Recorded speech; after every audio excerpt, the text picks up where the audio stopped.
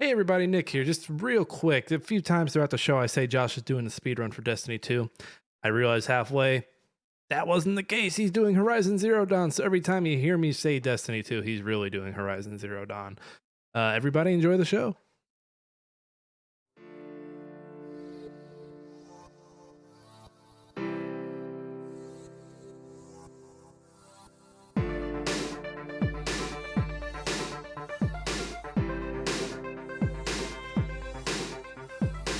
Hey everybody, it's Smashing Game Time. We are three brothers that go through gaming's back catalog of yesteryear. I'm your host, Nick. Right below me, if you are watching, is Josh. Josh, say hello to the people.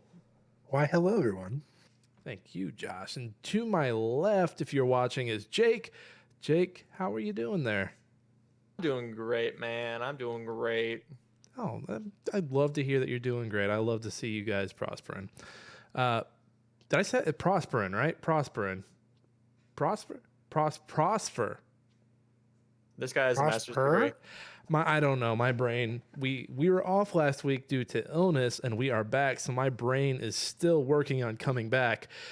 Everyone, we're excited to have you here today. We're doing 2017 Q4. That's right. We're finishing up 2017 with 5 games. We've got the news that y'all love. We got the memes, and then we've got a speed cap where Josh will be attempting a speed cap somehow for Destiny 2. We'll see if he can succeed in that or if he will have to deal with some kind of punishment.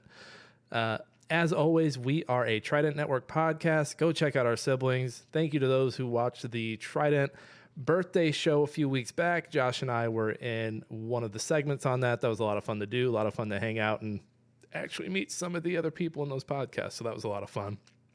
As always, go rate and review us wherever you get your podcast. Apple, Spotify, Google, wherever. Go in there, give us all the stars. 5 stars, anything less than 5 stars, and we're going to be really sad that you did that for us.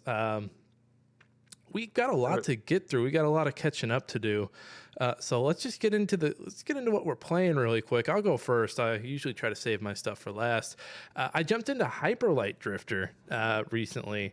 I reviewed Solar Ash. I want to say that was back in December or January for the Steam release. And I realized that those were the Hyperlight Drifter developers. So I was like, hey, you know what? I'm going to give this a try. And guys, it's really good. It's basically futuristic Zelda. The game doesn't really tell you a lot. So like there's no dialogue. Anytime you go and talk to a character, all that pops up is like a screen of like, maybe it's like a painting of something that happened, or maybe it's a part of the map. And yeah, you don't really get a whole lot of backstory. I fought the first boss. Wasn't the hardest thing in the world, but the game is challenging. You're trying to like get upgraded weapons, get new abilities with coins that you find. The world is very desolate. It's kind of a mix of fantasy sci-fi. I'd say it leans a little heavier on the sci-fi side. And another comparison to Zelda, the first village of people were birds. So I was like, for some reason, getting hardcore Wind Waker vibes, just thinking of Dragon Roost Island. And I forget do you remember are those the Sotos? I forget what they're called. Jake or Josh, do you remember? I don't. I just remember that they were the evolution to the Zora.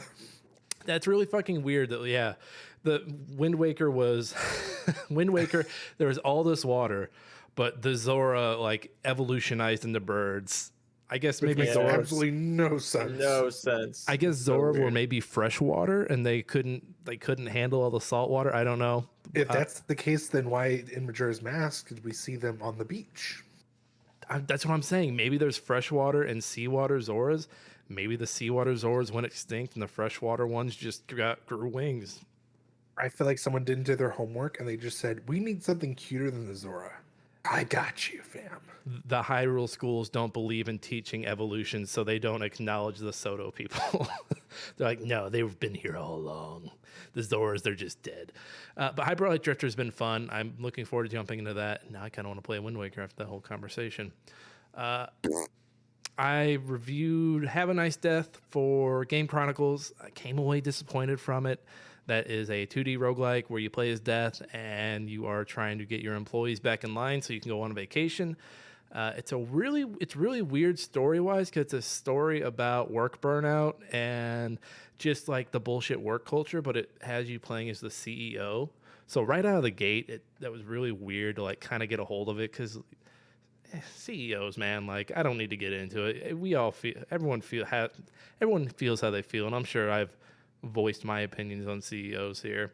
And then progression wise, with it being a roguelike, it doesn't really feel like you're getting anywhere between runs. So like you can build up this great weapon and then lose this boss fight, come back. You're building from square one every time. And I mean, there are other roguelikes like that, but I didn't feel like I was getting anywhere run to run. Like, oh, I had a really good run here. Hope my next one's good. Just because the weapons, like, there's a lot of weapons and they're all a lot of fun to use.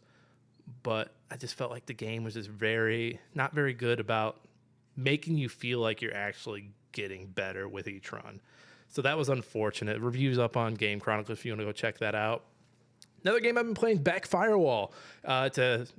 That is a first-person puzzler. You are an application trying to install an update on a phone, and the old OS basically hijacks you and says, "No, you want to help me. I don't want to die." And so you're going through puzzles. You're going through different parts of the phone. It's very funny. It's very charming. My review for that will be going up by the time this show goes up, so check that out on Game Chronicles as well. It's a cute little story about like facing change and like how scary change can be. And you've got all these crazy apps running around just screaming they don't want to die and working. And like one of them takes like a bunch of paint and like paints a bunch of like doom messages on the walls. Like, we're all going to be deactivated. Like it's very cheeky. It's very charming. I recommend it. Review will be up by the time you guys hear this. Another game that worked its way back into my rotation. Not happy about this, but it's back. I started playing some Iron Harvest again, and it felt so good, guys. Oh my god! Like, So, Nick, that's actually the reason why we're having this meeting right now. Is intervention. For those who've lived under a rock any time in the last year that I've talked about Iron Harvest, it's an RTS set during the Great War, but with mechs. I almost call it steampunk every time, but it's diesel punk. It's really good. It's a lot of fun. I was worried I was going to suck at it, but I jumped back in and felt great. The controls felt like I never left them, and I had fun. The few games I played and then jumped out, and that was a lot of fun. I have a story about Hank here, about my dog, but we've got a lot to get through and a lot to talk about, so I'm going to save that for the next show. Josh, what have you been playing? All right, so I'm going to knock through the nitty-gritty stuff. Kind of got start back into Genshin Impact. I don't know why. It just did. Actually, I've gotten into mobile games in general. I started playing Raid Shadow Legends. No. I know. I don't know why. I just did. I just picked it up again. Then playing Final Fantasy Brave Exvius as well.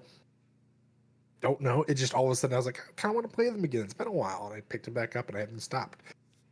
I also picked up. Still playing Eldoran. I need to finish that review. It's really good. It's hard, but it's good. But the cream to the crop, Resident Evil 4 Remake. The best $50 I've spent in a long time. Wait, it was only $50? I got CD keys. CD keys got it for $50. So far, okay, so people may bitch that it's not the original, but they have said many times it's not going to be exactly the same. They wanted to add more of a horror aspect to it, and I'm in love with it. What's so scary about it that wasn't scary about the 2005 release? So 4 and 5 are very infamous, and I guess technically 6 for it felt more action. Like Leon didn't. Okay, for 4, for example, Leon felt more like an action hero than he did. Like if you compare 2 to 4, for example, it's a huge, not a huge leap, but it's a big enough leap that it just seems like, not so realistic, but somewhat. Where at this, I feel like now he has more of a realist. Like he still has that the training that he gets, but he's more realistic. It's not okay. So basically, the best way to put it is, did you guys remember? Did you see any of the movies that they did? The animated, not animated movie. I guess it would be animated movies. What makes it scary? Yeah, like Leon's less action hero, but what makes it more scary? So what makes it more scary is it's a more darker atmosphere. The enemies aren't as stun crazy as they were in the first one or the original. They definitely, like, you remember, you could just be able to shoot them in the leg, and then like maybe they go down for a second, then you shot them again, and they'd fall back. They don't do that. They take a knee and they stand right back up. ammo is more scarce to find. So to solve that, they actually give you or not give you, you have to buy it. Basically, it's a bolt gun that you can retrieve the bolts, but you have to be able to make them, and it's a hard resource to find at first. And so far, all the fights that I've done, big fight wise, like the village or the cabin fight, have just been super intense, and it's not like easily manageable. Like it's not like originally like you'd have like 10 enemies you had to fight at a time. It's you get swarmed, and they're not easy to keep knocked back, especially with the fact that you have to like manage your ammo much better. Like before, I used to be able to play the original 4 on Pro and basically knife everything. Your knife has durability in this; it can break. So can you? Because I don't remember if you couldn't buy new knives, but can you buy like different knives in this? Or like are there So in this special one- knives? Like hey, this one. So cuts you up have real your good. you have your original knife. That's like your main thing. It can be repaired, Mhm. and it can be upgraded for durability and strength, or how much damage it does. But then there's also kitchen knives. They're just plain kitchen knives you can pick up. They all take inventory space. They do eventually break, and then you also use them to help make bolts. That's cool. So all in all, I think it's just scarier because it's not like this over the top. You can find ammo everywhere. It's you have to be very careful about what you're doing and how you're managing your resources. Because right now, like I said, I've got all my guns at this moment that I have are fully upgraded, but it's the ammo that's the problem. I mean, I can make some pistol ammo, but I'm trying to save that for when I get to a boss fight. Because the only bosses I've fought are I can't remember the name for the damn fish, but the fish guy. El And the first Degazo, Elegante. something like that. No, okay. I was gonna ask about El Gigante. I remember not seeing any footage of it, like any of these trailers, any of these previews, and I was like, "Are they gonna cut El Gigante? Like, No, has anything been cut? Has there been anything where you're like, I think they cut something?"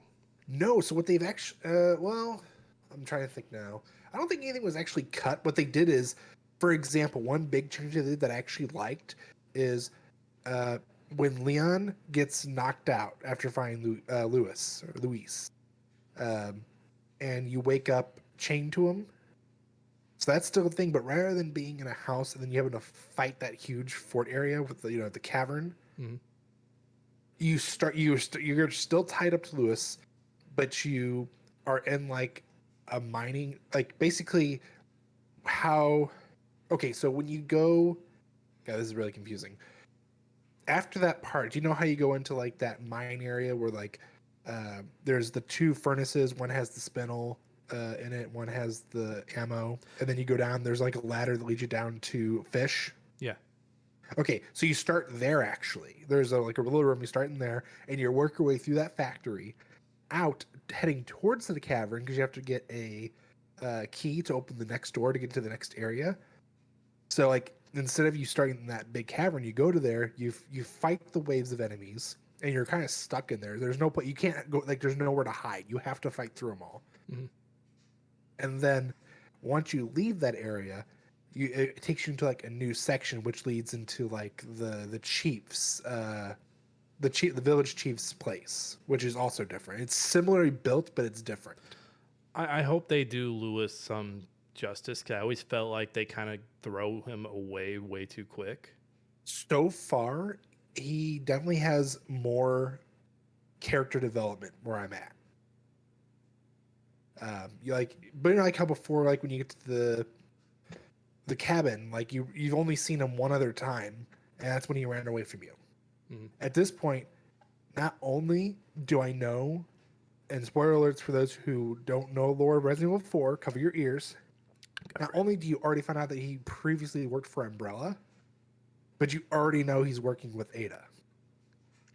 Okay, see, that makes more sense. I think that was something that was only like explored in notes in the It was original notes, and release. then if you did the DLC, or the not technically DLC, but the the like Ada's story and separate ways.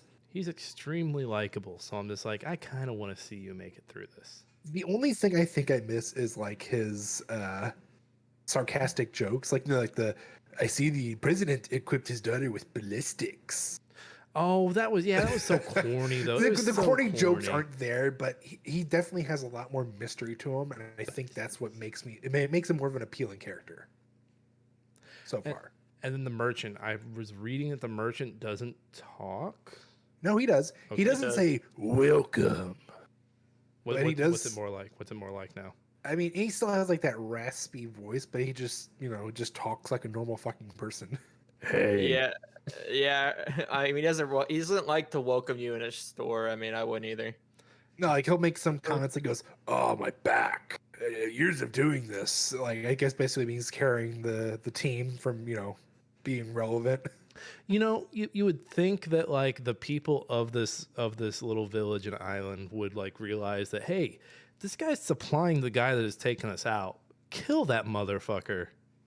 You would think one of them would be like, oh hey, Salazar, go take out that merchant motherfucker. You would think, but all in all, I think it's a fantastic game. I think the one thing I would maybe say is like a hit and miss, but it just depends on how you look at it, is the missions you can do. So, like originally you could like shoot the 10 medallion or 15 medallions and get the Punisher. Mm-hmm. So they have like these side jobs where you get spinels, and you use spinels to trade for objects that are available at certain times. So, for example, for 5 spinels you can get the Punisher. For 10, you can get the TMP stock. For 3, you can get a piece of treasure. Treasure is changeable now, where you can actually you find like the rubies, emeralds, and stuff like that. And you can actually lay them into the treasure and make them worth more. So yeah, that was the thing in there. It sounds like they're making it more narrative based. Like, oh hey, like this guy has this crown and he wants to fill this up, and if you do this, we'll give you this upgrade, or we'll give you this weapon for a discount or for free. Not so much the weapon discount thing, but yeah, pretty much. I mean, all in all, it's cool. much better. Like, I think it doesn't do much. It adds a little flavor. Yeah, for what it is, I think it's really good. The inventory system is still the same. It's just more modernized. I love it. I'm still not used to it because it's been so long. But I love it. Honestly, all in all, I'm enjoying it so far. I'm still in the village, and I'm on chapter, I think, 7 right now. And I think they said there's like 16 or 17 chapters. I'm still interested to see like when the videos start going up, like what's been cut. Because like I've been doodling around in my head, like, oh, I bet that thing gets cut. Like there's a whole boss later in the game where I'm like, I'm sure they're gonna cut that, but we'll see. If I had to guess, for as far as if pulled content, I'm gonna go with the lava room. I think that probably got pulled. Lava room and both lava rooms. For some reason, like part of my head won't let me forget this, but I keep thinking U3 is gonna get pulled. That whole cage fight, the whole cage over the pit fight. I could see that, yeah. Just because it feels so different compared to everything else in that game. I think if it's not, if it is the cave part, I think they would, or the cage. I think at the end where you fight him, I think that part will stay. We'll have to check back in, and I mean you're gonna play this to completion. Josh is not going to edge himself in Resident Evil. He's going to finish the game. Oh, I'm gonna beat it on normal, and then I'm gonna go back in hardcore and cry and let you know how hard it is. Because right now I'm already crying how hard it is. So we'll know precisely if anything's been cut, and you're gonna be our field reporter on that, Josh. That's fine. You guys should have access to it too. So if you want to play it while I'm gone the next couple days. Oh yeah. I'm off the next few days. That's it. I'm literally out of town, so I won't even be able to play it. If I play anything, it's gonna be my Steam Deck. Anything else on your gaming list there, Josh? No, that's basic. Oh, I am gonna go back. I've been playing Final Fantasy 8 and 9. You sick fuck. I know. I have a problem. I'm addicted. Josh, we'll have a talk about this after the show. Jake, what are you playing? All right, back finally. My turn. What the people came for. What they came for, the competitor. All right, so Brawlhalla, your typical Brawlhalla and TFT games. We had Springs 1v1 champs over the weekend. I played 65th without actually playing the game in the last 3 days before, so I thought that was pretty good on my end. We got Spring 2v2s this Sunday. And then the weekend after that, I'm off to San Diego for DreamHack. So it's going to be fun. TFT set 8.5 launched last Wednesday. It's been a grind. It's been fun. I played a little bit Apex, your team deathmatch just to chill. And then Street Fighter Duel. It's a grindy game. It's pretty addicting. You're a grindy person, Jake, so we expect am. it from you. I do have a question. I saw, and this one specifically for you. I have the next one will be for everybody, but I saw that Multiversus beta is getting sunset until 2024. Yeah, and I thought that was like I laughed my ass off. I'm like, oh, this is exactly what people want to hear. So Multiverses is the beta's closing in July, and it won't launch till they say early 2024. But this is a Warner Brothers game. Didn't We don't know what's gonna happen. time out? I'll give the floor back after I want to ask. Weren't people paying for characters to unlock them? Yes, and a lot of people were complaining about like they bought the founders pack, which was like a good chunk of money. Not to mention skins in that game are overpriced in my opinion. So a lot of people were like, "Oh, can we get refunds or whatever?" Or like, no one really popped the question of, "Oh, hey, I'm sure we're gonna get our shit when the game comes back up." But who knows? Who knows? What's gonna happen. A lot of people, and from my opinion, I'm not sure if they're real about it or not. They're like, "Oh, the game so needs this. It so needs this. It's gonna be better. Can't wait for it. It's a good plan." And I'm just like, guys, quit being a little bitch. We know you hate this idea because, like, what are you gonna do then? What are you doing? Like, a lot of people. That was their main game. What are they playing now? They're gonna go back to Smash or Brawlhalla. They're going back to something. They're going back to being a piece of shit. Yeah, it's just weird. Like, oh hey, you paid for this. See ya. Bye, bozo. See you next year, maybe. Maybe. But we'll see. Multiversus people, they got you. They got you. They got your money and they gone. They got you. I laugh my ass off if like no one gets refunded. Or even what if the game doesn't even come out? What if there's like, yeah, we're canceling it. Financially, we just can't make this work, guys. We went back to Mortal Kombat, people. We're sorry. Like they had fighting game of the year, which blows my damn mind. Because what they need to do is not make betas an option. Like, don't allow betas to be in any award categories. What they need to do is companies need to quit releasing betas and saying, "Oh yeah, this is a great product. We're just gonna let you guys play it and say it's finished." I think there are some companies that kind of like, yeah, they do a really bad job with that, as opposed to like the ones who do a really good. Like I'm thinking of like Supergiant Games with Hades, and I hope they do it for Hades too. But see, that's fine. That's an example of how you should do it. But then you get examples of that, or where they're taking off, or you get Battlestate Games where we're so many years into this beta and they're trying to release arenas, and it's like, no. You finish the fucking project you have in front of you, asshole. Oh man. Well, I think this all comes back to games as a service kind of going out of style. I mean, look at all the games that have shut down over the last year. Knockout City got shut down. Yeah. Yep. There's so many I can't even fucking remember all of them. Like, just gone. Just fucking gone. So, I think companies are just like, you know what? Maybe we don't need to put a game out that we have to support for like 5-10 plus years. Which is okay, but that's just it. So if you're gonna do that, fine. Don't give it to me in beta. Give it to me as a finished product. I agree. The other piece of news I wanted to ask everybody about. Ubisoft is doing to E3 what our dad should have done before we were born, and pulling out of E3. What do you got? Hey, is it over? Is it cooked? E3 gone? So I think it's been a very hit and miss between there not being first off a lackluster of like fan view. Like they had the idea of letting fans finally go in. I think they took that back, or they made it like almost impossible for a fan or a gamer like us to go, rather than just press or, like big celebrities like YouTubers and stuff like that. With like Nintendo doing their own thing, and then like Sony kind of following suit, it was only a matter of time. I think the problem is everybody and their brother is going to be like, "Oh, we're big enough. We can have our own. We're gonna call it Ubisoft Day or something." Like they're going to come up with some stupid bullshit or they show us their trailers, and no one's gonna watch it. I think one of the biggest issues here is like you said, all these devs, all these publishers have their own events, and like the Nintendos, the Sonys, the Microsofts, even the Ubisofts of the world get away with EA too. They get away with it. The issue is that nobody wants to go to these big in-person events because everything is in-house now, and one of my least favorite things, I hated. I saw a few pop up for an event the other day.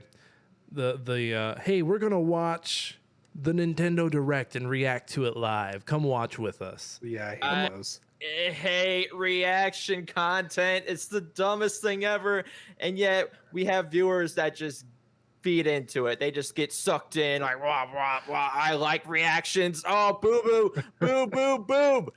I hate it. Oh, Jake hates it.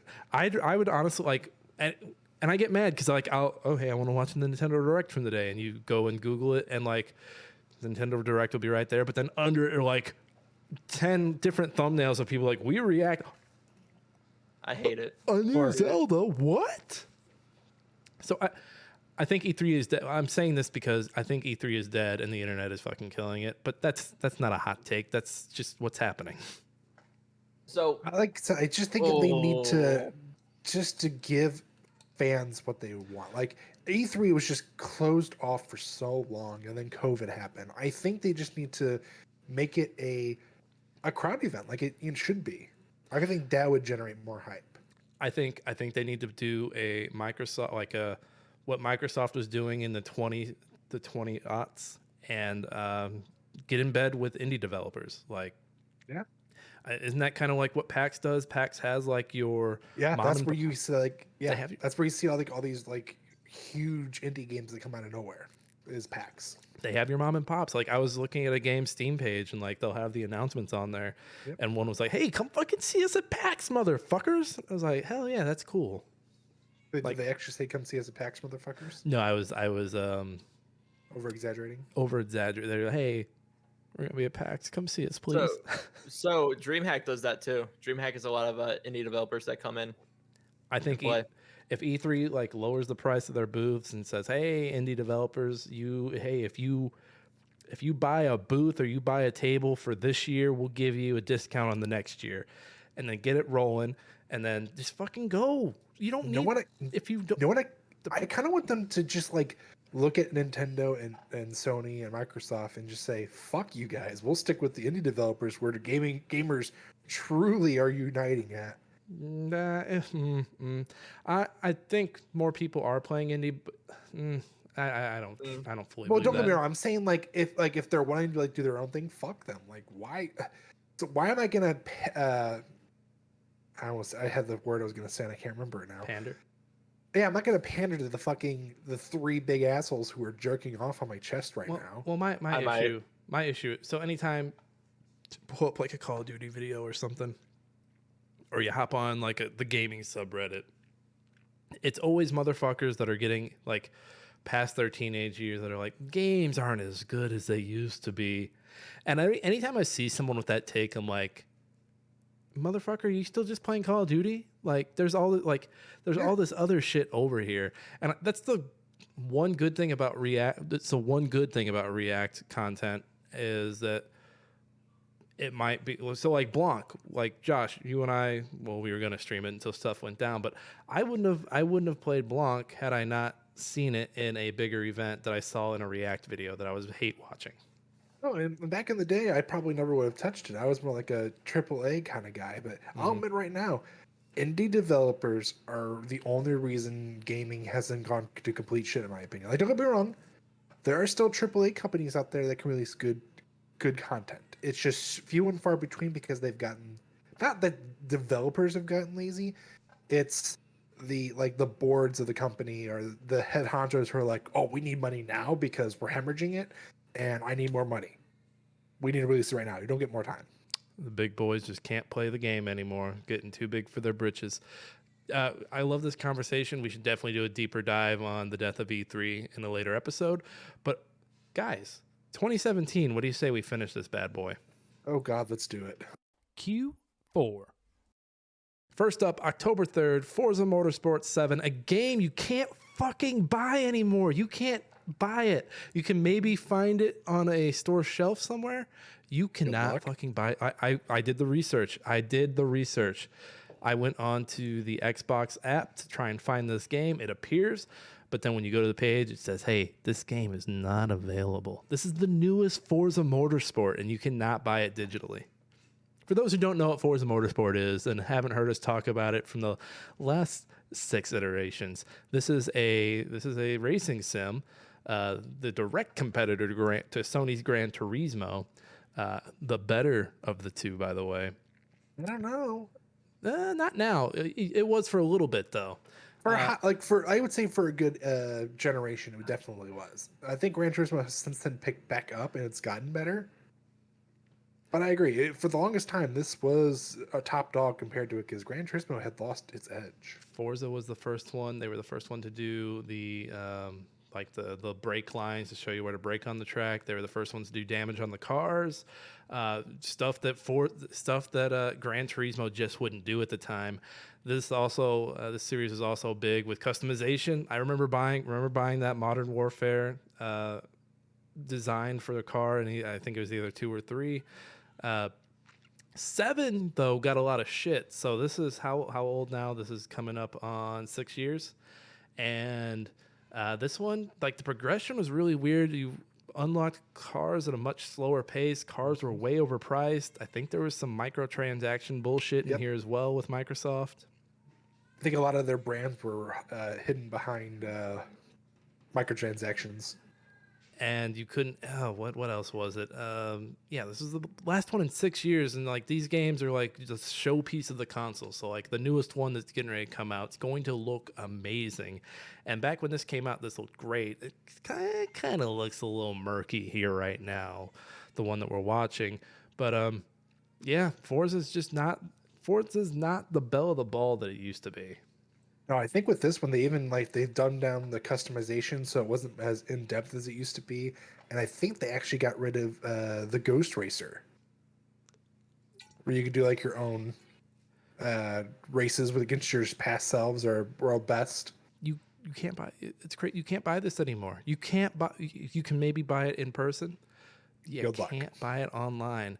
It's crazy, and that's the downside of like having these deals with these car makers. Like, hey, you can have our car for this long, and then it's fucking gone. It's kind of like the music soundtrack. Sometimes games just get pulled because they don't want to go back and re-up on their rights to use that music in the game. Unless you're Konami and decide that you want to keep the Metal Gear franchise alive, then you do it. But yeah, it's crazy that this is gone, and I thought it'd be fascinating to bring that up. You can't buy it anymore. You can't. Now. Can I buy Overwatch 1? Go to your local Walmart. I guarantee you it's still there. Kind of, but not really. A few weeks later, October 27th, Super Mario Odyssey came out. Arguably still the second best game on Switch, right, guys? Yeah. What's the actually best one? soon to be number 3. Best one is Breath of the Wild, Jake. So the big one on this one, this was the latest 3D Mario adventure. I think the last one before this was Super Mario Galaxy 2 for Wii or Wii U. I forget that one's lineage. No. It was Wii. Wii. Yeah, so that was the last one. I don't think. Yeah, Wii U had all the weird like new. Well, they had like the new Super Mario Brothers 2, I think. Yeah, I don't count those in the 3D world. I had one of those, and I was just like, this isn't. It was like a more 2.5 than it is a 3D. But the main thing, so the worlds are really cool on this one. The big change was that you could throw your hat. Was your hat called Cappy or something like Cappy. that? You could throw your hat and control enemies and move around as them. This one also apparently has a really good ending. I don't want to spoil it for anybody. In fact, I've only seen it secondhand. I've never actually beat it. But it's just the same Mario shit. You're running around collecting. It's moons this time, not stars, right? Ooh. I have played this demo in Target probably for about 20 separate times. I mean, let's also go, Jake. I would say, aren't moons stars? Technically, no. Stars aren't. Jake's suns are stars. Yeah, moons are moons, suns Let's are stars. cut that. Let's cut that. No, we're gonna keep that. You We're keeping that one. We're gonna keep that. You fucking dipshit. No, it's another Mario. If you like Mario, you'll like this. See, look, he just took control of that little rocket guy and flew around. Mario's jumping's always felt good. Oh, let's not forget this is one of the first titles that on the Switch that utilized the amiibos. Oh, for the Switch. Yeah. Is that like a big thing for? Are people like, I need my amiibos? I mean, at the time, I mean, Nick, how long did you collect the amiibos for? For a year, but I was collecting them for that resale. I wasn't collecting them to play with them as you toys. still collected them. But I you didn't can sit use here and any try of to this- justify it all you want. I You didn't still fucking. did it. Oh, let me put my Mario amiibo on my Switch and get this cool Mario Hey, thing. I still want to get the Wolf Link for Breath of the Wild. Some of those are pretty cool. Those are That was like pretty probably cool. one of the coolest ones there. I'm like, God damn, I wish I would have had that. That would have been so cool. When they did the Majora's Mask 3DS re-release, they had a cool looking Majora's Mask figurine that I was like, oh, I want that so bad. Actually, I have downstairs. I have a Dark Samus, and I'm trying to find a decent looking regular Samus. Oh, the amiibo. Oh, and I've got my Metroid. Your box, right? Red. Your SNES box, right? Well, I've got the SNES box as well, but I got the Dread one. It's got the new Samus and the what is they called, the E something, the robot. I forgot. Yeah, I forgot they did Dread amiibos. I think that was actually the last amiibo they did. Yeah, I mean, I broke even. I was glad to break even. This Mario was fine. It was a fun Mario. I'm sure they'll do another one either before the Switch is done or in time I for feel like we Switch might 2. see another Sunshine because I've heard nothing but rumors of Sunshine 2 possibly being a thing. I feel like Sunshine was middling. People still clamor to it though. I liked it, but I feel like Sunshine loved was it. like really like in the middle. Like you either hate it or you love it. Well, I think it's going to be in collaboration with like Mansion. no, what's the ink, the Squidbillies, you know. Oh, Splatoon, the Splatoon. Splatoon people. thing. I think it'd be like in collaboration with that in some way, shape, or form. It'd be a little short like vignette, kind of like how they did Yeah. Bowser's Fury. Yeah. Just something like really quick, like, hey, this is what we could do if we didn't want to jack you guys around. Play our fucking games. And then I could see that. I mean, I think what would be cool to do a Superstar Saga 3D. kind of like how they did the 2D ones where there was the collection of games. Yeah. They kind of did that, didn't they, Josh? Yeah, actually, I've got a copy of that downstairs wrapped. That they don't fucking sell. It's wrapped because they don't fucking sell it anymore. Hey, exactly. It'll be worth something in 15 years. You bought it. You're like, oh, I know. Dude, I've got a little collection downstairs of games I know for a fact are going to be worth shit. I buy copies and I don't touch them. I bought a Rep Titanfall when they started taking it down off the internet. I was like, maybe. Speaking of things that should be taken down, November 17th, Star Wars Battlefront 2. This is not the one. This is not the Star Wars Battlefront 2 you want. This is not the one your granddad grew up on, okay? Hey, shock! Another game brought down by microtransactions. This one was getting into trouble before release. So I'm gonna guess forward progression and unlocking certain characters was locked behind microtransactions, right? There was that, and the whole. This is like the time where, loot boxes, gambling scenario. I'm not saying that's not. I'm not saying it is. I'm saying that's the whole situation that was going on. Well, I think it's really weird. Again, and I think it was the same issue in the first one. Disney wasn't letting them really play like, hey, you can't have a pink stormtrooper, you can't do that.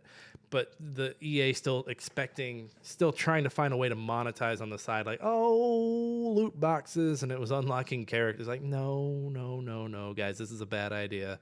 But EA was like, no, we're gonna do it. And I think didn't they do a Reddit AMA where they have like a copy paste that we believe Oh, this, yeah. It's about experience. Oh, and people fucking lost it. I think I saw that copy pasta the other day on something. I forget what it was. Is this the game that killed loot boxes? Yeah, probably. I think this is like the start of it being like, yeah, this is the result of loot boxes being canceled. I'm pretty sure. Well, I kind of wish. So I forget what country has it, but a few countries actually, maybe in Europe, or is it China, have the law where like they have to show you the probability of like each thing in a loot I think box. it's China. Is it China? And I kind of wish we had that over here because then my ass like I'm thinking of like Gwent and like other games I play with loot boxes, but yeah, it's just I think the loot boxes feed upon people who have that addiction gene. Like, you know, when you're like I don't have it because if I lose any money at anything in a casino, I feel terrible. I just, man, that was $5. It's gone forever. So from the loot box standpoint, I don't look I can't sit there and be like, okay, I need to get Darth Vader. I'm just going to keep pumping money into this until I maybe get a Darth Vader. And like it's a little different when you're constantly getting other things back, but I can't, like I wouldn't be able to sit there and be trying to get this set thing. I mean, yeah, loot boxes in general are just, I mean, I keep thinking of CSGO as the biggest example. I mean, just hearing like Mikey and Matt, our little brothers, just hearing them talking to their friends about how much money they spent on these crates. It makes me sick to my stomach. We won't publicize those numbers, but oof. I couldn't. I'm like, I'll spend money on a game willingly, but I will never spend that kind of money on that shit because it's not. I mean, don't get me wrong. If you get a return, you're lucky if you see your money back. As far as like if you get a really good find, but the chances of that happening, I'm pretty sure you have better odds of getting struck by lightning or actually winning the lottery.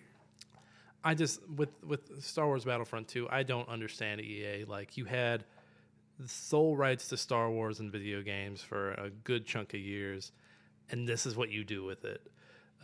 They had these two Battlefield games. I'm sorry, Battlefront. Sorry for the Battlefield fans out there who still love Battlefield. They're still clamoring and people. Yeah, EA in general has just shat on everything. They had this, and they had the Respawn game that did a lot better, and it has that sequel coming out soon. And that was it. They did Rogue Squadron. Rogue Squadron was another one that was okay. I mean, it was fine. I mean, I bought it. I played like 3 missions into it. And I haven't touched it since. This one had a story too. This one had a campaign, which was apparently ass. Oh, it was ass. And you know what's funny? I know I don't know him personally, but I know one. I was aware of one of the writers. He had recently left IGN to go work on this, and I just remember thinking like, I didn't like him on the podcast. Whenever he was on the podcast, I'd turn the volume down just a little bit.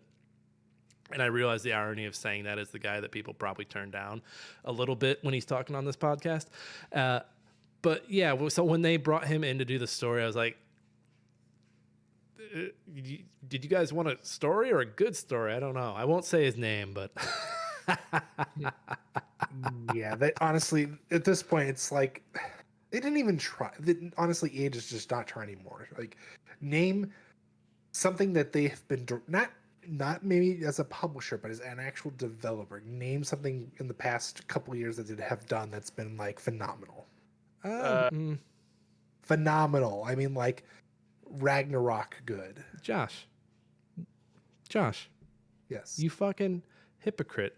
Aren't they attached to Dead Space, you asshole? I said develop. No. I didn't say publish. I said develop. Hey, their sport games still do okay for them. Their sport games are still around. No, okay, no sports games. Don't give me that bullshit. You got those people like, LeBron or I can't name a fucking quarterback to save my life right now. I actually did that earlier. LeBron. That was the exact conversation I had with myself looking in the mirror. Moving on, before this gets weirder. November 21st, Animal Crossing Pocket Camp. And I know what you're thinking. You're like, Nick, I know all the Animal Crossings. Which one is this? This is the mobile one that I forget who the developer is, but Nintendo. This is when Nintendo had a hair up their ass and they wanted to have all these mobile games. Yeah, this is the weird time where they wanted to have Mario Run, and yeah. So you set up a camp. It's kind of like having your house that you set up, but you were waiting for stuff to happen. And normally in Animal Crossing, you're waiting. Hey, look, I gotta. Oh, the crazy fox that sells the paintings won't be here for another hour. Okay, I'll go.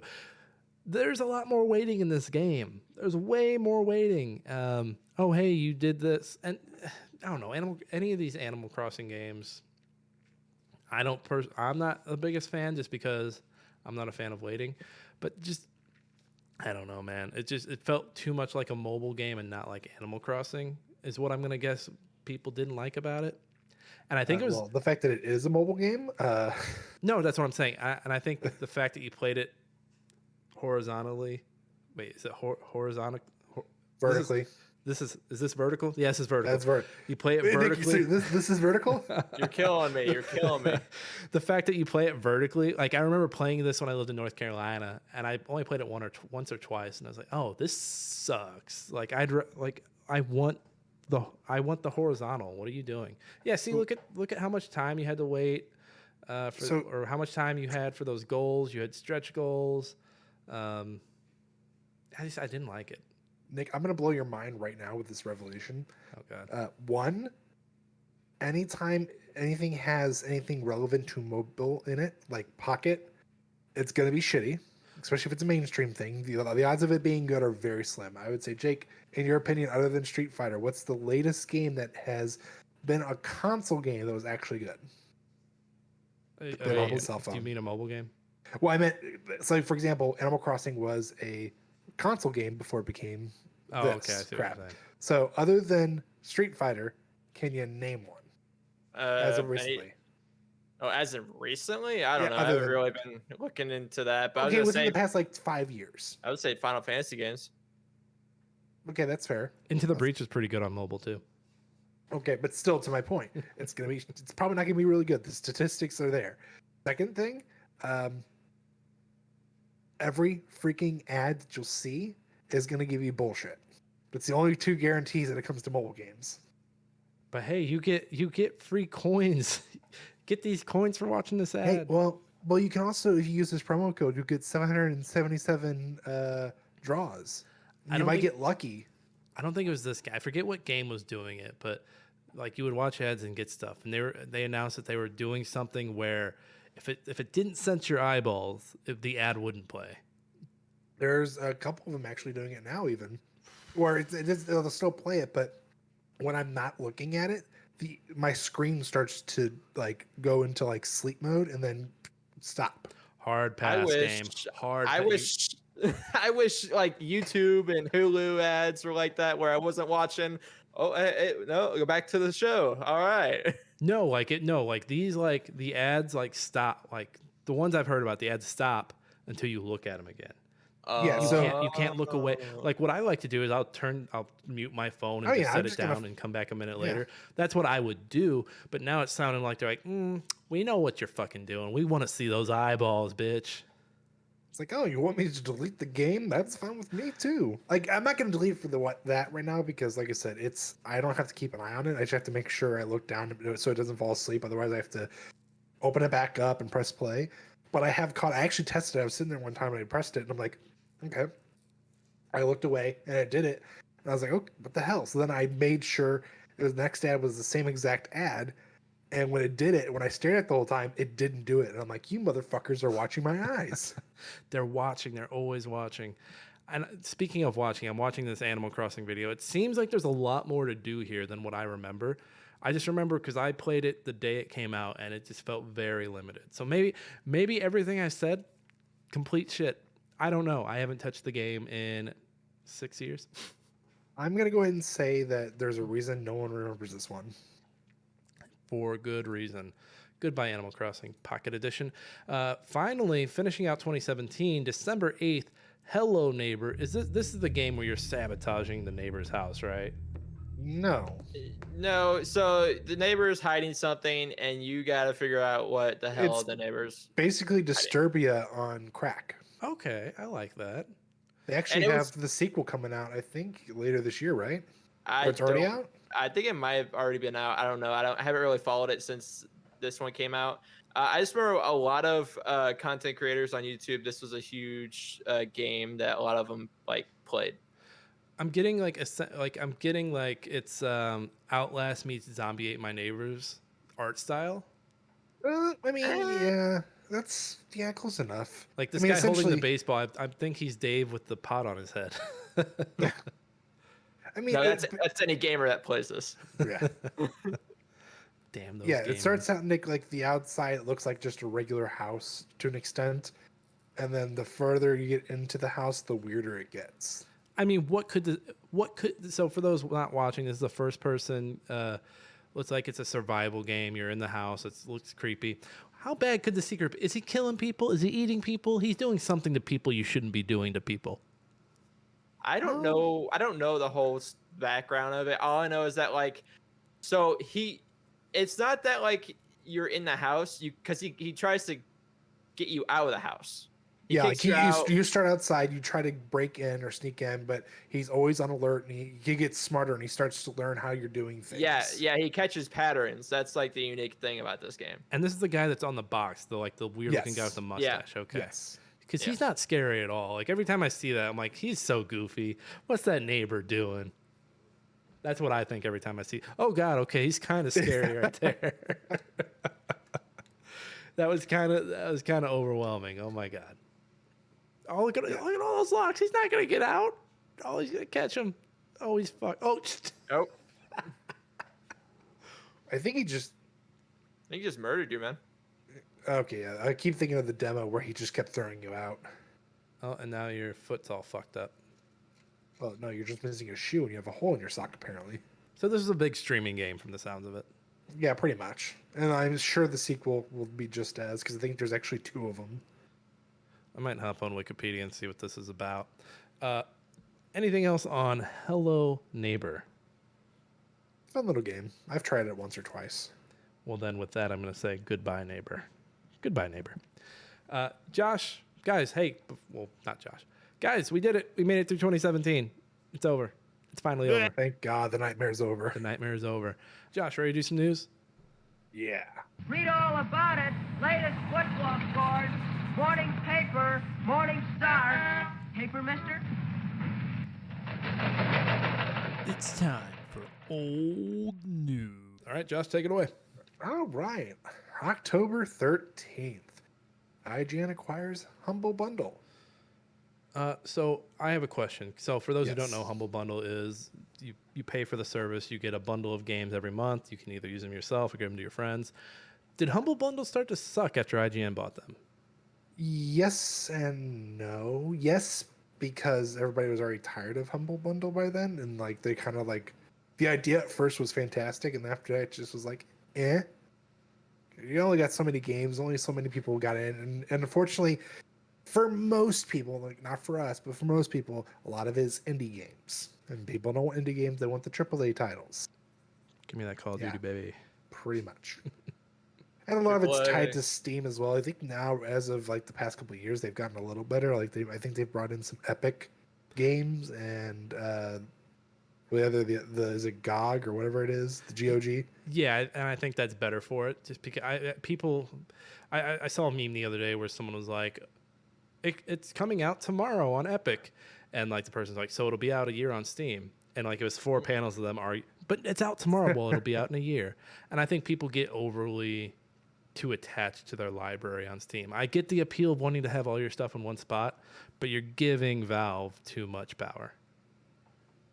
True, but then again, if you think about it, it's the same thing if you have a console.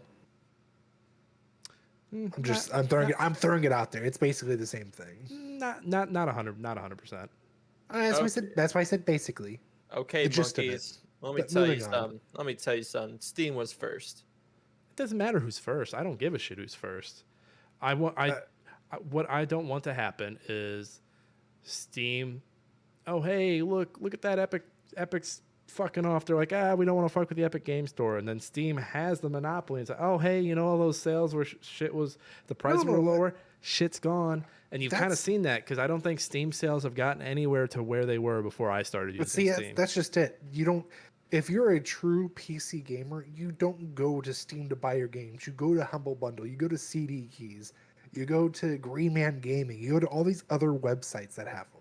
Yeah, but you're still getting the Steam access code. No, I agree. I agree with that. That's not where I'm disagreeing at. It's just people need to realize you don't have to go directly to the source to buy it. You can just go to Steam other is- places, third-party sellers, and buy it that way. Steam is still getting that money.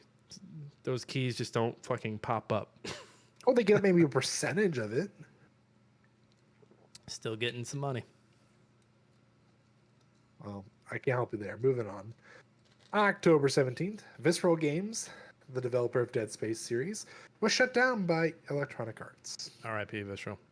You fucked up when Well, EA was your daddy. They came back, though, and they did great. Yeah, good for them. I still need to finish it.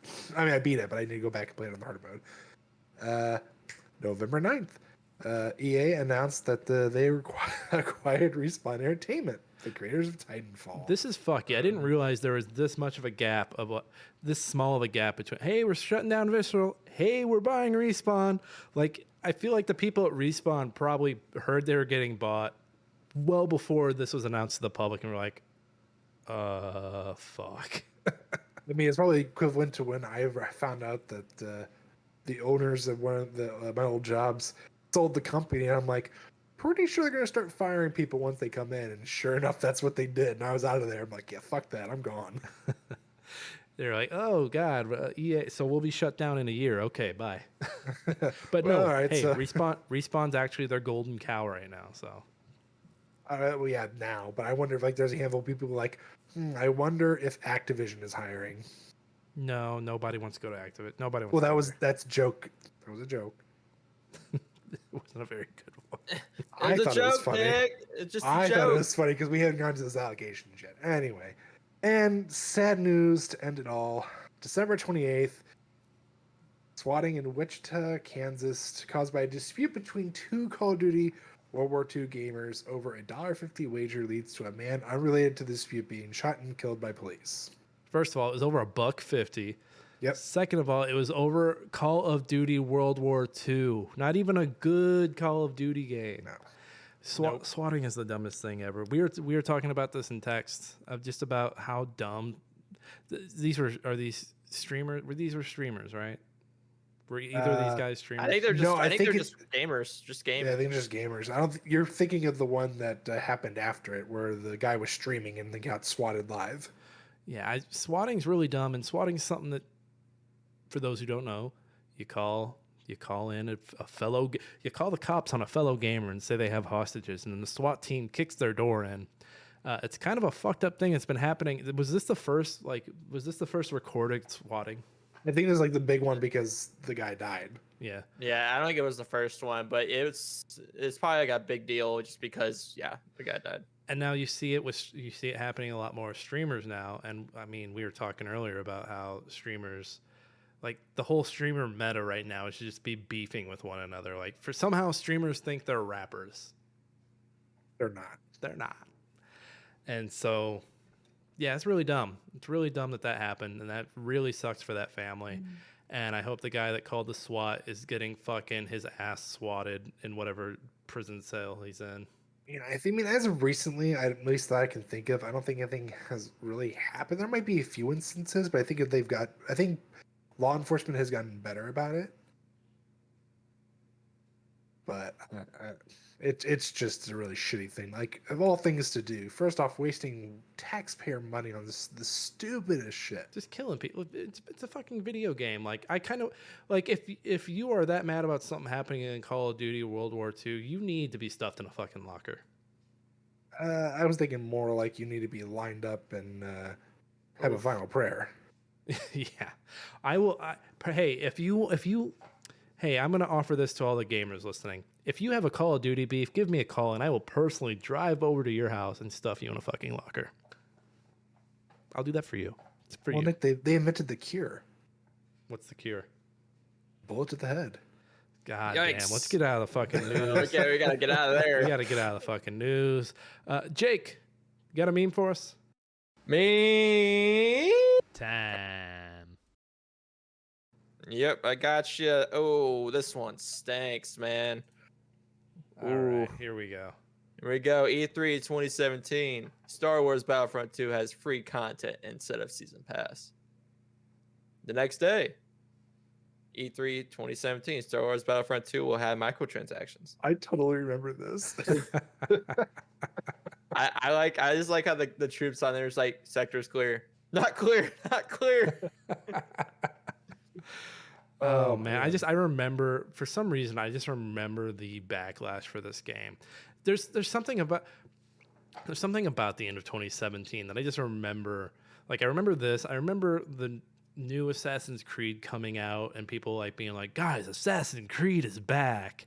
And I remember thinking like, "No, it's not, because they're just going to do this again next year and the year after, and it's just going to happen. It's just going to be like, "Oh, we're tired of this Assassin's Creed." No, I think. Oh, I mean, it's like Call of Duty saying that, oh, we're actually going to take a year off. It's like, so then you're going to make the same game the following year? Just like, come on. Yeah, because that game they're working on that won't come out until 2024. They've already been working on that for a while, so it's not like they're going back to, like, if there's anything like brand new, like on a brand new engine or something crazy different from what we were expecting, it probably won't be until 25 or 26. So it's just like, you're taking a year off, but really, are you? Like I said, at this point, if you're releasing a new title every year, you might as well be up there with sports. Why? Stop doing it. Just leave it alone. No. Okay, let me rephrase that. No, I'm saying they need to like. No, I'm agreeing with saying, like, yeah, fine. They can do that. If you're still buying said games, why? Because there are people who buy one game a year, and that is the game that they buy. What they need to do is, I don't know why a lot of companies haven't done this like yet, but look at like CS:GO, look at League of Legends, hell, look at Valorant. Like, these games have been out for a while. All they do is keep updating.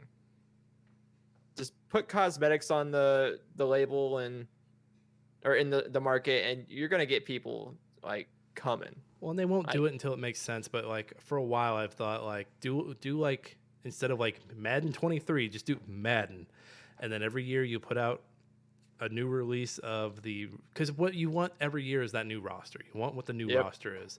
Hey, get the new roster for $10.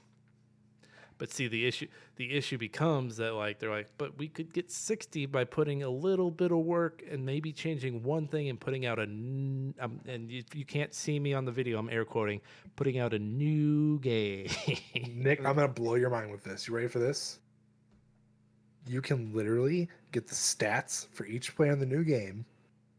You could create said teams in a sim for the old game. Updated roster. I'm sure you could. But there are lazy people like me who like, I don't want to do all that. Just fucking give me the new game. Just throwing it out there. If I you're know. gonna sit here and argue with me with roster at that point, I'm gonna be like, no, it's not 6. I agree with you. Give me the new updated stuff, like $20. Like, give me a season, like a cheap season pass to credit the amount of effort you had to put in for your, the updated rosters, maybe updated colors, whatever. Give me that, sure. And make it last for like 10 years. Then you can update the engine or whatever. By all means. Don't give me the same fucking game, same engine. You removed 2 things and brought one thing back that you took away last year. Just let me have 2K football back. 2K5 was still the best football game ever made. All right. Hey, we got a speed cap coming up. Josh is going to be doing Destiny 2. We're going to take a quick break, and we'll be right back for that speed cap. Everybody, see you in a few. And we're back. Hey, everybody, I have a confession. I've been saying Josh is speedrunning Destiny 2 this whole time. He is not. He is speedrunning Horizon Zero Dawn. He picked that over Zelda a few weeks back, if you remember. Josh, do you still feel comfortable doing Horizon Zero Dawn? I do, but I want everybody to know one thing. Nick always gets mad at Jake for not listening or, going back to the podcast when we have questions, and he didn't do it. So, Nick, I'm calling you out. Josh, I swear I texted you guys and said Horizon Zero Dawn. I swear. And Jake is my witness that you said Destiny 2. We'll go back to the text and we'll determine. But so for those who haven't heard of Speedcap before, we have the Speedcapper who runs through a quick synopsis of the game in 5 minutes or less. We have the Quizmaster who has made a list of things they want that Speedcapper to cover. There's a score that Speedcapper achieves by covering those things. The max score is 50 points. Speedcapper wins if they score more than 30 points. If they score 30 or below, they lose. If Josh loses this session, you know what he's going to have to do? You know the classic American novel, The Outsiders, by S.E. Hinton. Josh is going to have to record an audio version of this book, and we're going to upload that for everybody to enjoy. The American classic S.E. Hinton's The Outsider. Josh, are you excited to read the first book you've ever read in your life? No. It's a good I'm one. not going to read it. It's a good one. You're going to have to read it out loud into the microphone, into the camera. It's going to be amazing. Before we get started, Nick, I hope you stub your toe. Oh, You piece of shit. I'm probably going to. So yeah, Josh, I didn't do any DLC. Just think main game. Thank God. Like you said, you love this game, so I think you're going to do great. Okay? If I remember half the crap, I can't remember everything. For those who want to play along at home, we do have a PDF of the score sheet, both the blank one and the completed one, in the show notes. Check that out unless you're driving, which in case if you're driving, get the fuck off the phone. Josh, are you ready to go? Oh, God, as ready as I can be. All right. When you see the mark hit 5, go ahead and get started, and Godspeed, Spider-Man. Okay, so the game starts with Alloy as a child basically being taken in by Rost to be like a outcast. And it then starts with showing Alloy grow up and learn how to hunt, and she falls into a cave, gets her focus, which is the device that allows her to basically, it's like the HUD of the game, but it basically lets her see things others can't. It's kind of like an advanced visual that can like scan things, show weak points in the enemy, stuff like that. So after she gets that, she starts to like basically become fascinated with the technology of the world. For those who aren't aware, this is set in a post-apocalyptic world. It's in between, I can't remember the states, but it's in the United States. It's between like Wyoming and something else, I'm pretty sure. So basically, it's their first century. Machines have basically started to take over the world in like in animalistic ways. Like they have like deer machines, alligator machines, hawk machines, basically. And humans are basically dubbed down to basically like almost like tribes, like who hunt with spears and bows and stuff. And they basically learn to not so much fear technology, but respect it enough that they don't fuck with it. So Alloy basically wants to find out where she's from because she doesn't know, and Ross won't tell her. Ross says, okay, well, if you go to the Nora tribe and you go to the Proving and win, the matriarchs, who are like the leaders of the tribe, might give the information. Alloy goes. She, in the middle of it, they get attacked by an unknown group of cultists. They basically start to kidnap and murder a bunch of them, mainly trying to murder, but they do try to take a couple of them with them. Alloy and a couple of them are able to fight them off, but then their leader, or somewhat leader, kills Ross while he was trying to protect her, and he throws her off to save her. The Nora welcome you into the tribe, some of them unwillingly, and then you actually offer to become their I think it's Harry Potter Seeker. You become their seeker, who is basically like you go out and travel amongst the world on behalf of the Nora tribe. And the journey follows Alloy as she not only learns more about the world outside of the outcast and Nora tribe, but just basically learns about what happened in the past that have led the events to where you're currently at, as far as why did this all happen? Why are there machines? Why humans are the way they are? Why is technology forbidden? And you actually eventually meet up with, I forget his name, it's Lance Riddick, R.I.P. But basically, he is a shadow figure, sort of, who kind of helps you. He knows more about technology than anybody, and he kind of helps you discovering what happened to civilization prior to all that. And you eventually find out that there was a company that basically was building these machines to help terraform the world to be better. And there was one piece of technology that was kind of like corrupted, and everybody told them, or your main character, not Alloy, but Alloy is like a clone of one of the scientists. Scientists kept trying to tell the CEO, like, hey, don't do this. It's a really bad idea. He didn't listen. When he set off this technology, basically it was Gaia, who was the terraforming AI that's able to rebuild the world, was being counteracted by Hades, who was kind of like the countermeasure to Gaia if Gaia got out of control. Hades went haywire, started affecting everything, and Gaia had to go into like shutdown mode to stop Hades from doing it. And you find out the whole time that it's actually Hades that is leading these armies to try and destroy mankind to make the world better. Eventually, you go through all this. You stop the cultist. You destroy Hades, but ends up Lance Riddick's character ends up getting his essence, or not his essence, but his backup to him, and he's like, hey, well, we can help, we can be mutual benefits partners if you answer a few of my questions, leading to like he's basically like a double agent. But I'm sure there's more to it. I haven't played the next one after that, and I think this is where I give up because I basically don't know what else I missed, and there's like the Citadel, and I don't know. Bye. Holy crap, this is our first in a while, our first Speedcap that went the whole 5 minutes. Josh, congratulations on getting through that. So I know I didn't make it though. There's a big chunk of it I missed, but I pulled everything. I pulled everything from what is it called? From Wikipedia. So everything I saw, I pulled from Wikipedia. But you detailed it out, baby. I loved it. It was good. Josh, I have some bad news for you. I did not make it, so I'll be reading. 25. Your score is 27.5. Wait, did I get it then? No. No. Oh, it's 30. No, It's 30. It's 30. God damn it. And there were some points where you were close, but I didn't give it to you because you didn't say exactly what I was looking for. You're Are you ready? sick son of a bitch. Are you ready for this? No. Are you ready to be disappointed? God damn it. All right. So, and sorry if you can't see this on the screen. Again, we do have a copy in the show notes.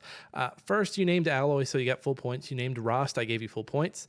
You did not mention the Proving. You did not mention the Proving. You might have mentioned she went on a quest, but you did not mention the Proving. I did say the Proving. Jake, do you remember hearing the Proving? Uh-huh. Okay, I missed the Proving. I said she had to go to the Proving, and if she won, they would let her into the tribe and probably divulge the information where she came from. All right, so that puts you at 32.5. So, hey, you don't have to read. There you go. God. Let's see here. You didn't mention Helis. You did mention Alloy was named a Seeker. You mentioned Lance Reddick, but I was looking for the name specifically. His name's Silence. Old World destroyed by Pharaoh's machine. You were talking about the machines destroying the world, but I was looking for Pharaoh's. I wanted the name of the company. Pharaoh's is the name of the company. Yeah, Yep. I couldn't remember the name. You mentioned that Gaia shut down in order to stop Hades. Gaia self-destructed to stop Hades, Josh. I need to remember that, but I don't at the same time. You mentioned Alloy destroys Hades. You mentioned it was Earth. I believe that was a big twist at the time, right? Yeah, because no one knew exactly what it was, but you find out that it's like you're in the United States and all the shit that went down when you go to the Pharaoh's headquarters, or what's left of it.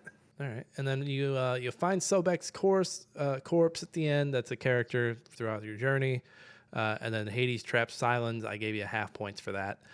So hey, at the end of it, you end up scoring 32.5. You survive, but this will be back. This will be back. So keep your head on a swivel because there will be speed caps out there that will get you when you're not looking. He was so eager to make me read that book. Hey, Josh, just make sure when you have to do it for Nick, tell him a different game. That's a good point. I'm going to do that. And then wait until like 2 minutes before we actually do it and then say something. I swear I texted you. I swear. Guys, we did it. We made it through 2017. And we're coming up close to being caught up with time as it is. I don't think we've announced this on the show, but once we have caught up on the years, we are going to do deep dives on games. So keep an eye out for that. That should be sometime later this year. But for now, we'll be back with 2018 Q1 next week. As always, me, Nick, you can find me on Twitter at that Kaufman. I'm actually taking a break, but I'm still on there, so you can still find my stuff there. You can also find me on Twitch and YouTube at Nick Fat Knight.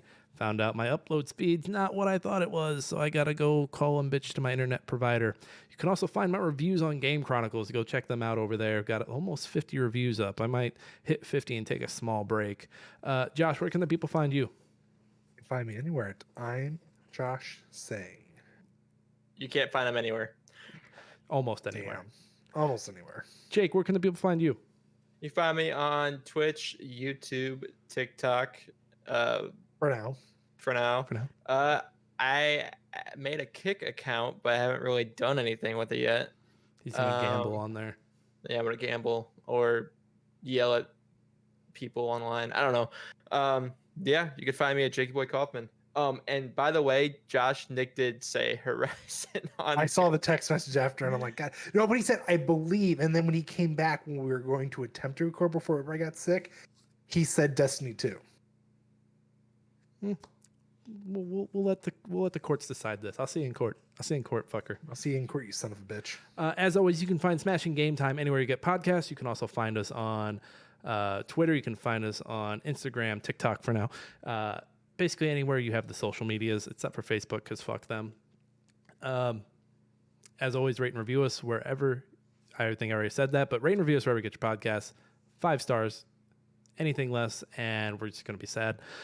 Thank you again to the Trident Network for having us on their show the past weekend, and just for having us in their family. It's been really cool. Go check out our siblings. Thank you to Alex Marvin Clark for our intro and outro song, Hunt Him Down.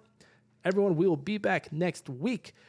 This has been Smashing Game Time. We all hope you had a smashing great time. We'll see each and every one of you next time. I'm going to hunt you down, Nick.